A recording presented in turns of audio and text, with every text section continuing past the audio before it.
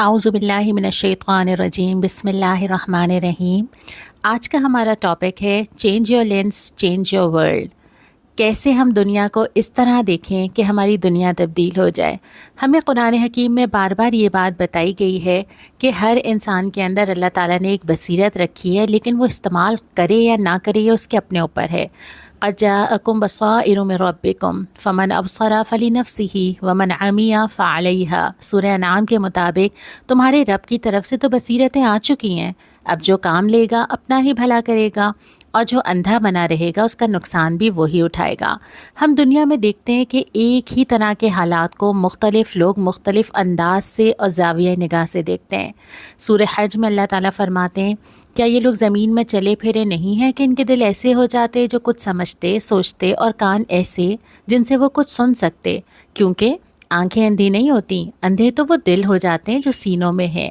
کیونکہ آنکھیں ہمیں جو دکھاتی ہیں وہ وہی ہے جو ہم دیکھنا چاہتے ہیں، کان ہمیں جو سناتے ہیں وہ وہی ہے جو ہم سننا چاہتے ہیں۔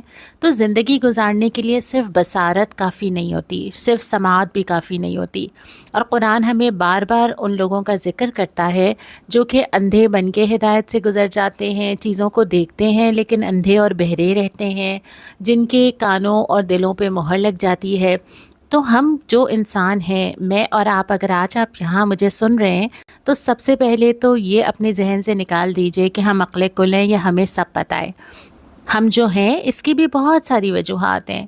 نیچر ہے، ہمیں کیسے پالا گیا، ہم کس سوسائٹی میں رہے، ہمارے گھر کی معاشرے کی نارمز کیا ہیں، کمیونٹی میں کیا ہوتا ہے، ہمیں جس نے پالا اس کے اپنے نظریات کیا تھے، ہمارے پیرنٹس کا پیرنٹنگ سٹائل کیا تھا، یہ ساری چیزیں اثر انداز ہوئی ہیں۔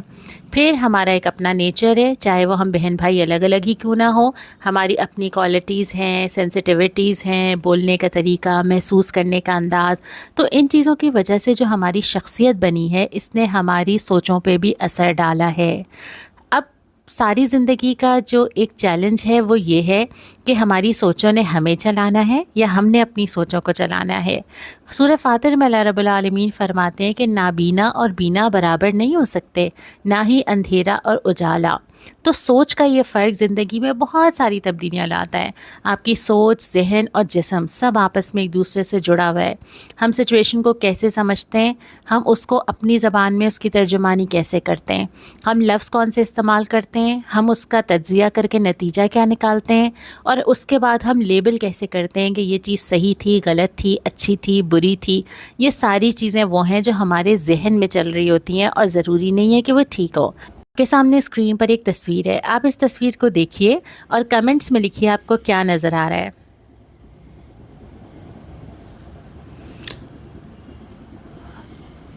میرے ساتھ ساتھ آپ بھی کمنٹ باکس میں نظر رکھیں تو آپ خود حیران ہو جائیں گے کہ ایک ہی تصویر آپ اتنے سارے لوگوں کو الگ الگ کیوں نظر آ رہی ہے۔ کسی کو یہ لاؤڈ سپیکر لگے گا، کسی کو یہ اسکرو لگ رہا ہے، کسی کو مشین کا پارٹ، کسی کو یہ پرانا فوٹوگرافی کا کیمرہ لگ رہا ہے، کسی کو یہ کوئی فنل لگ رہی ہے، کسی کو لگ رہا ہے کچھ بچے نے شاید کچھ ڈرائنگ کرنے کی کوشش کی ہے، کسی کو گرا ہوا ٹاور، اور کسی کو ٹیڑھی پڑی ہوئی ہیٹ۔ اور بہت ساری چیزیں ایسی ہو سکتی ہیں جو کسی کے بھی ذہن میں کچھ بھی آ سکتی ہیں۔ تو کیا یہ ساری چیزیں غلط ہیں یا یہ سارے اندازے صحیح ہیں؟ اسی لیے ایک کوٹ مشہور ہے، when you change the way you look at the things you look at change. آپ نظر بدلتے ہیں تو سچویشن بدل جاتی ہے۔ تو یہ بھی سمجھ آیا کہ ہمارا سمجھنا یا ہماری پرسیپشن ہر دفعہ سچ نہیں ہوتی۔ ہم کس چیز کو اچھا سمجھتے ہیں ضروری نہیں ہے کہ وہ اچھی ہی ہو۔ کبھی ہم کسی رنگ کو اچھا سمجھتے ہیں، ممکن ہے وہ کسی کے لیے بہت برا رنگ ہو یا کسی کے لیے ناپسندیدہ ہو۔ اچھا، برا، اصلی، نقلی، پسندیدہ، ناپسندیدہ، یہ ایسی چیزیں ہیں جس کی تعریفیں بہت زیادہ تفصیل سے کسی کے لیے بھی ہو سکتی ہیں۔ مثال کے طور پہ ایک کیس اسٹڈی لے لیتے ہیں زاویہ نگاہ بدلنے کی۔ میں کہیں بازار میں ہوں اور وہاں پہ مجھے بہت روتے ہوئے بچہ نظر آ رہا ہے، بہت زیادہ رو رہا ہے، اور کوئی کتابوں کی دکان ہے اور جہاں پہ مجھے بھی سکون سے خریداری کرنی ہے، لیکن وہ بچہ روئے چلے جا رہا ہے اور میرے دل میں اتنی جھنجھلاہٹ پیدا ہو رہی ہے کہ آخر یہ ماں باپ بچے کو لے کر کیوں آئے ہیں؟ انہوں نے میرا بھی ایکسپیرینس خراب کر دیا، میرا دل چاہ رہا ہے کہ میں جا کے ان کو کچھ کہہ دوں۔ اور اچانک یہ ہوتا ہے کہ اس بچے کو اس کے ساتھ جو والد آیا ہے، جو میں سمجھ رہی ہوں والد ہے، وہ گود میں لیتا ہے اور کسی اور سے کہتا ہے کہ اس کے والدین کا انتقال ہو گیا تھا، میں بہلانے کے لیے یہاں لایا تھا لیکن یہ نہیں بہل رہا۔ पूरी सिचुएशन मेरे दिमाग में चेंज हो गई। अब मुझे जो गुस्सा आ रहा था वो नहीं आ रहा, अब मुझे जो कहना था वो नहीं कहना, अब मेरा गुस्सा हमदर्दी में तब्दील हो गया और अब मैं उस शख्स को अजीम समझ रही हूँ जिससे थोड़ी देर पहले मैं झुंझला रही थी। इसी तरह हम ज़िंदगी में सिचुएशंस बनाते हैं, दूसरों की भी बनाते हैं और अपनी भी बनाते हैं। अपनी ज़िंदगी की स्टोरी जब हम ख़ुद लिखते हैं तो वो बहुत सारी चीज़ें ऐसी होती हैं जिसमें बहुत सारी चीज़ों ने कंट्रीब्यूट किया होता है। हालात क्या थे, हमने उन हालात को अपने जहन से पढ़ना होता है। फिर हमारे आसपास के लोग अपने जहन से पढ़ते हैं और हम जब उनसे बात करते हैं तो हम हालात को उनकी नज़र से देखना शुरू हो जाते हैं। तो अपनी ज़िंदगी के हालात को अपनी नज़र से आज में देखने के बजाय या तो उसमें माजी होता है या दूसरे लोगों की राय होती है या हमारी सोच का अंदाज़ होता है। और इसको जांचने का बहुत अच्छा तरीका ये है कि आप बस ये देख लीजिए कि हम अपनी ज़िंदगी की ब्रेकिंग न्यूज़ की तरह या किसी भी चैनल की तरह बढ़ा चढ़ा के ब्रॉडकास्ट तो नहीं कर रहे, कोई जाली ख़बरों को हम सोशल मीडिया की तरह उछाल के पेश तो नहीं कर रहे। कुरान कहता है बलिल इंसान अला नफ्सिही बसीरा, इंसान अपने आप को बहुत अच्छी तरह जानता है चाहे वो कितनी ही माजरतें पेश करे। और आसान सा तज्जिया करने का तरीका ये है कि आपको अपनी कहानी में पावर नज़र आती है या मेस नज़र आता है। आपको लगता है कि मेरी ज़िंदगी में कुछ ठीक नहीं है, कुछ ठीक नहीं हो सकता, सब होपलेस है, या आपको ये नज़र आता है कि अल्हम्दुलिल्लाह बहुत सारी चीज़ें, अपॉर्चुनिटीज़ बेहतर करने की गुंजाइशें हैं। जो लोग बड़े दायरे से चीज़ों का तज्जिया करते हैं उनको हर चीज़ में खैर या अच्छी गुंजाइशें या बेहतरी की राहें नज़र आना शुरू हो जाती हैं। अब ये स्किल हमने अपने अंदर पैदा कैसे करनी है कि हमारी आंख पे ऐसा चश्मा लग जाए कि हमें बसीरत के निगाह से चीज़ें नज़र आने लगें। हमें बताया जाता है, हदीस में नबी करीम सल्लल्लाहु अलैहि वसल्लम फरमाते हैं, मोमिन की फरासत से डरो।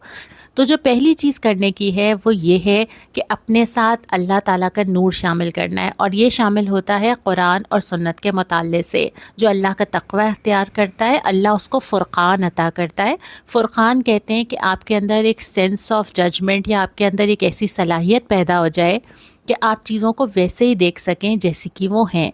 तो कुरान और सुन्नत से जुड़ना, सुन्नत की मिसालें पढ़ना, कुरानी वाक़यात से सबक लेना आपके अंदर ये विज़न पैदा करता है। दूसरी बात ये, अपने आप को पहचानना। बहुत सारी चीज़ें हमारी सिचुएशंस ख़राब करती हैं तो उसकी वजह हमारी अपने आँखों पे लगा हुआ एक चश्मा है जिसकी बहुत सारी वजूहात हैं। तो जब भी कोई मामला ख़राब हो ये आदत डालना कि उसके अंदर से अपनी गलती तलाश करने की आदत हो। मिसाल के तौर पे हज़रत आयशा पे जब वाक़या इफ़क था और इल्ज़ामात लगे थे, सूरह नूर ने तबसरा किया था कि आखिर तुम मोमिनों की ज़बानें एक बात को आगे फैलाती क्यों चली गईं। जो सिचुएशन हुई थी वो तो हुई थी, उसमें तुम लोगों का अपना रोल क्या था, पहले अपने ऊपर नज़र डालो। और जब आप कुरान के वाक़यात पढ़ते हैं, आगे भी हम पढ़ेंगे, तो बार बार यही आता है कि पहले अपने ऊपर नज़र तो डालो, अपने बिहेवियर्स को देखो, सिचुएशन संभाल सकते थे, तुमने क्या समझा, तुमने कैसे रिएक्ट किया, तो इसकी आदत डालनी पड़ती है। फिर एक पूरा आपको अपने अंदर एक ऐसा मिजाज पैदा करना होता है जिसमें आप दूसरों से खैर ख्वाही रखते हो, एम्पैथी रखते हो, और उसमें यह होता है कि आप अपनी सोच का तरीका बदलते हैं। सबसे पहले आप दूसरे लोगों से हमदर्दी और खैर ख्वाही का जज्बा पैदा करेंगे, चाहे वो कोई भी शख्स हो, तब आप उसकी नज़र से भी चीज़ों को देख सकेंगे। इसके दो तरीके होते हैं, एक कॉग्निटिव होता है कि आप उसमें जो है वो ज़हनी तौर पे तज्जिया करें कि सूरत हाल है क्या, सोचें, राह सोचें। दूसरा इफ़ेक्टिव होता है कि आप उसके इमोशंस के बारे में सोचें कि उसको महसूस क्या हो रहा होगा इस वक्त, और ये दोनों चीज़ें जो हैं वो मिल के फिर आपको मदद करती हैं कि आप सूरत हाल समझ सकें। एक अहम काम ये करना होता है कि अपने आप को दूसरों की जगह रखना होता है, जब जाके आप कहानी का दूसरा रुख देख पाते हैं। नबी करीम सल्लल्लाहु अलैहि वसल्लम ने फरमाया, तुम में से कोई मोमिन नहीं हो सकता जब तक अपने भाई के लिए वही पसंद ना करे जो अपने लिए पसंद करता है। इसी तरह सूरह निसा में बहुत सारे वाक़यात में ज़िक्र किया गया कि यतीमों का माल ना खाओ, क्योंकि अगर तुम्हारी अपनी औलाद होती और तुम उनको छोड़ के जाते कैसा महसूस करते। अपने आप को जगह रखने का सबक दिया गया। फिर अगर कोई तुम्हें कहता है कि मैं मोमिन हूँ तो उसको जज करने में जल्दी ना करो। ये भी सूरह निसा 94 की आयत है कि अगर ऐसा ही तुम्हारे साथ था, तुम भी तो इसी हालत में मुब्तला थे ना। तो हर सिचुएशन को अपने ऊपर रखने की आदत, हर इंसान को जज करते हुए उसकी जगह ख़ुद को रख के देखने की आदत से आप कहानी का दूसरा रुख देखने के काबिल होते हैं, चाहे वह आपकी औलाद हो, शौहर हो, रिश्तेदार हो, माँ बाप हो, कोई भी हो। پھر ایک اور چیز کی عادت جو ڈالنی ہے وہ یہ ہے کہ ہر انسان کے مختلف مزاج کی رعایت دینا.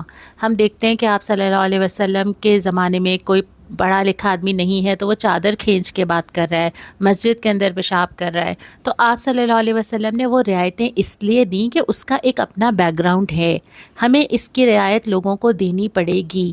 ہمارے گھر اگر کوئی ہماری ہاؤس ہیلپ کے لیے آتا ہے وہ ہماری طرح نہیں سوچ سکتا. ہمارے گھر کوئی بہو یا داماد آتا ہے تو وہ میرے گھر کے انداز سے نہیں سوچے گا. تو ہر انسان ایک الگ انسان ہے اور اس کا ایک الگ بیک گراؤنڈ ہے، اور یہ ڈائیورسٹی میں بہت سی اچھی چیزیں چھپی ہوئی ہیں جو شاید میں نے ابھی نہیں سیکھی، تو میں ان سے سیکھ سکتی ہوں جو ان کے اندر خیر ہے. پھر ہمیں ایک فرق یہ بھی ملتا ہے اسلام میں کہ بہت سارے ڈفرینسز جو ہیں وہ ایک تو عمروں کے لحاظ سے بھی ہو جاتے ہیں، پھر مرد اور عورت کے درمیان بھی ہو جاتے ہیں. تو ان آئیڈینٹی یا جینڈر ڈفرینسز کو سمجھ کے اس کے مطابق معاملہ کرنا. جیسے کہ آپ صلی اللہ علیہ وسلم نے بہت لمبی لمبی نمازیں پڑھی ہیں، لیکن جب ایسی نمازیں ہوتی تھیں جس میں عورتیں بھی آتی تھیں تو آپ نمازیں مختصر کر دیتے تھے، کیونکہ ان کے ساتھ بچے ہوتے تھے. اب بچے تو باپوں کے بھی تھے نا، لیکن نمازیں مختصر کر دی جاتی تھیں کیونکہ عورت کا دل لازمی بات ہے کہ اپنے بچے کی طرف جا رہا ہوگا اور لپک رہا ہوگا اور عبادت میں اس کا دل نہیں لگ رہا ہوگا.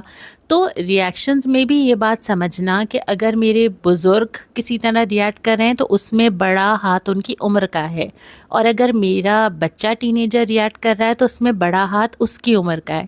لڑکا کر رہا ہے تو اس کا الگ انداز ہے، لڑکی کر رہی ہے تو اس کا الگ انداز ہے.